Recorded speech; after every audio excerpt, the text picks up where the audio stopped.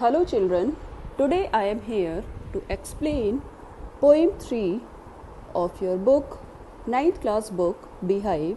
The name of the poem is Rain on the Roof and the poet is Court Skinny. This is a lyrical poem by Court Skinny. In this poem, the poet expresses his love for nature and praises the beauty of nature. The poet says that when the clouds filled with rain vapors fleet in the sky, everybody feels thrilled. The sadness weeps in rainy tears. It is very enjoyable to have rest in a cozy bed when it is raining outside. It is very enjoyable to hear the pattering sound of soft rain on the shingles of the roof. This makes an echo in the poet's heart. Many recollections and fancies take place in the poet's mind. In his memory, his dead mother's imagination also takes place. He feels happy at this. He again listens the pattering sound of rain and gets thrilled. In this poem, the poet tries to describe how he feels on a rainy day. The poet states that whenever it rains, he starts to recall all his past memories. While lying on his bed in the cottage, he listens to the pitter-patter sound of the rain.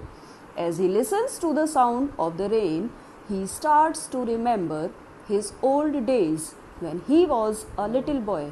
Further, he remembers her mother who is not with him now, but her memories will always be with him.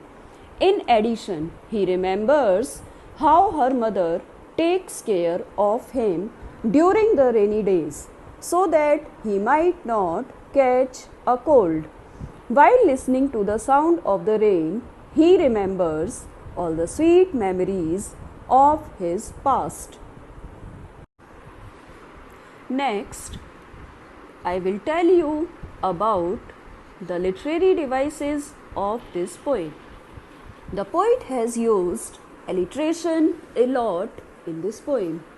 The phrases such as humid hours, lie listening, press pillow, starry spheres. All these phrases, the first letter is repeating. Hence, we can say that alliteration is being used by the poet. Second literary device used by the poet is personification. Personification can be defined as a poetic device that involves using a human quality to describe a non-living thing or object.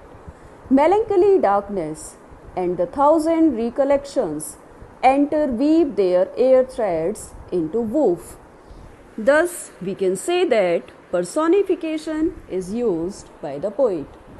The third literary device used by the poet is onomatopoeia. It can be defined as a poetic device in which certain words are used to denote real life sounds, such as patter, tinkle.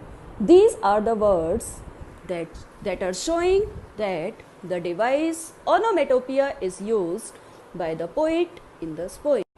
Thank you and have a great day ahead.